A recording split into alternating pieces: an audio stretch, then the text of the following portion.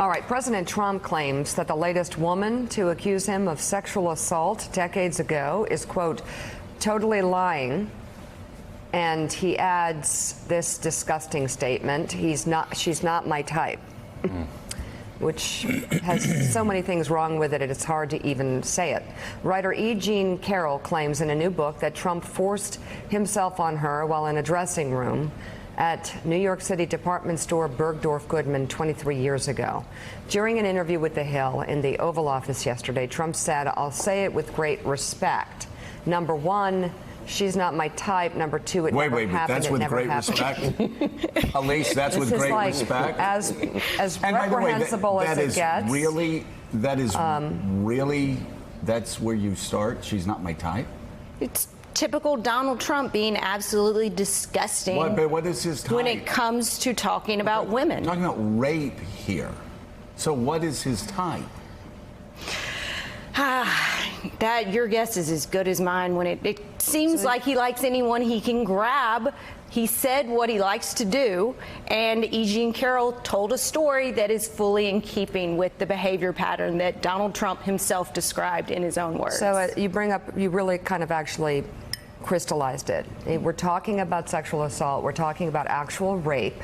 And the president said that she's not his type. So I guess the follow-up question is, since you have a type when it comes to rape, what's your type, Donald Trump? And is it any of the other women who claimed that you raped them? You know, what is your type, since you have a type, that you would rape? And thank you for saying that's what rape, you said. Because this is rape. What was described in that story and I know that was rape. You're watching. George Conway said this in an op-ed, Willie. We Republicans brought up Juanita Broaddrick all the time. Yep. And there were differences. Juanita Broaddrick actually denied it for quite some time and denied it under oath. And there wasn't an on-air confession the way Donald Trump had a confession that does line up fairly consistently with what happened here. So with all that said, there are a lot of Democrats out there that are saying, well, wait a second. Joe Biden placed his hands on a woman's shoulders, and that got more press coverage on every Sunday show than Donald Trump, allegation that Donald Trump raped somebody. The allegation that Joe Biden made somebody feel uncomfortable got far more press conference than a credible allegation of rape.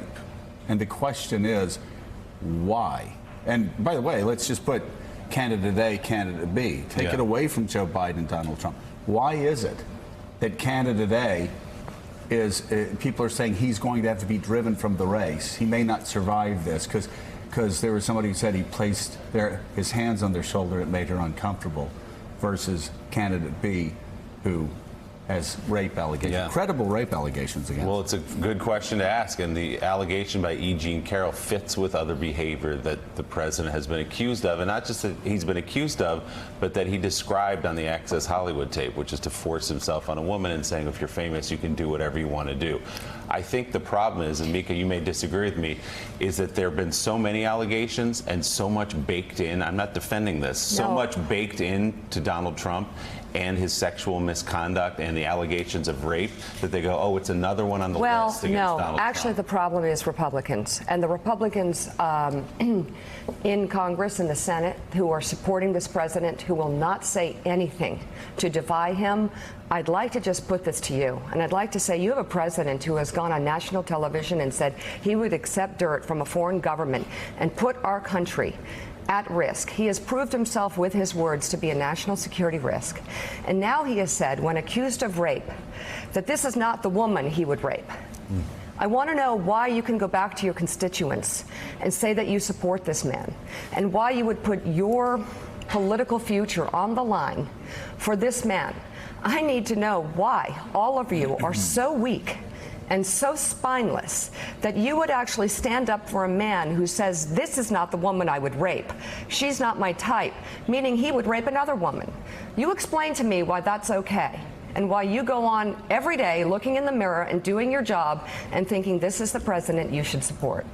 Oh. So Trump went on to add that his accuser is, quote, totally lying. I don't know anything about her.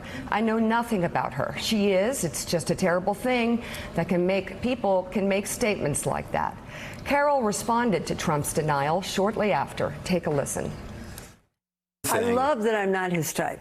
He's denied all 15 women who've come forward. He denies, he turns it around, he threatens, and he attacks. Yeah, you know, Gene Robinson, he does, and Mika was talking about his past behavior, but also the press coverage and the public's reaction is, as Willie said, baked into the cake. I remember saying after the Access Hollywood tape came out and everybody said that was the end of his campaign, I said, this is a guy who went on Howard Stern and said he'd like to have sex with a dead princess because he likes her skin. Baked into the cake. I mean, there's a guy who basically said he'd like to date his daughter, that she was hot. This is a guy that constantly rated women, scale of 1 to 10, talking about different parts of their anatomy. It was all on tape. All these evangelical Christians, all these Christians, they know it's all out there. It's not fake news. Donald Trump has spoken in a way that... Not my type. Spoken in a way that all these evangelical Christians have been teaching their children from the time they were 5, how not to speak and how not to act. So it was all on the table. They didn't care after Access Hollywood. So the question is, why would they care now, even after the rape allegation? Yeah, I mean, it's breathtaking. I mean, that was where I was going to go. I was going to ask, what about the evangelicals? What about Vice President Pence? How does he sit there? How does he sit there? You know, every day he stands in the corner with this sort of very pious look on his face, and there's your guy. There's the guy who says, he effectively says, Mika is absolutely right. He's saying, well, you know, if she were a different type, absolutely, I would definitely rape her. I mean, it's just incredible. And you can't really bake rape into the cake. That's what's happening. Unless we hear from Republicans today. Whatever obscene kind of cake it is, my goodness. You know who baked that into the cake? Democrats and Juanita Broaddrick. They baked that into the cake. Yeah, I mean, I'm sorry. Listen, I don't disagree. Not to throw cold water on this parade, but Juanita Broaddrick's. No, I don't disagree. Juanita Broaddrick's. We don't even need to go there. Thank you, Bill. Well, am I on the set of SNL? Am I on the set of SNL? No, you're not. No, this is. I'm sorry. I will say. I'm just trying to complete a sentence. Yeah. Well, Juanita Broaddrick had very, very specific and very credible rape allegations. And I can tell you, not a single Democrat that I worked with in Congress gave a damn. They were in power.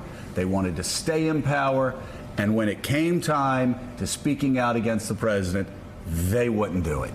The shoe now is on the other foot. This is not a condemnation of Democrats or Republicans. It is just how sick politicians in Washington can be when they think their side could move forward. Can I just add to what Mika was saying? And I think part of what's upsetting you so much, because I feel it very viscerally. What Trump is saying is this woman wasn't even worth raping, wasn't even worth assaulting. Right. It's the low regard that he holds so many women. And it's behavior, his attitude towards women that permeates everything that he does on a daily basis in his entire life. And he's done this before. The not my type defense is one Trump has used when taking on another accuser. Here he is in 2016 talking about People magazine journalist Natasha Stoyanov, who claims Trump forced himself on her during an interview at Mar-a-Lago in 2005, and also Jessica Leeds, who accused him of groping her on a plane in the early 80s. She's doing a story on Melania, who's pregnant at the time, and Donald Trump, our one-year anniversary. And she said, I made inappropriate advances. Take a look. You take a look.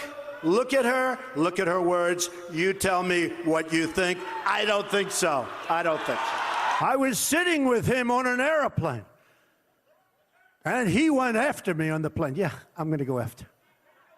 Believe me, she would not be my first choice, that I can tell you. You don't know. That would not be my first choice. Well, the crowds are howling. Still ahead on Morning Joe. Obama had a lousy economy. It was a dead economy. Nobody was working. The whole place was a disaster. My economy is phenomenal. We have now the best economy maybe in the history of our country. Steve Radner has charts to fact-check those comments by the president from his Meet the Press interview. And Axios is reporting on the economic trouble in Trump country. Jim Vandehei has that ahead on Morning Joe. We'll be right back. To quote Juanita Broderick, Hillary Clinton threatened me after Bill Clinton raped me. She's been struggling to get the media to pay attention to her for many, many years. So last night, I decided we would expose the hypocrisy of the Clintons and the media and our politicians to the entire world. Thanks for checking out MSNBC on YouTube, and make sure you subscribe to stay up to date on the day's biggest stories. And you can click on any of the videos around us to watch more from Morning Joe and MSNBC. Thanks so much for watching.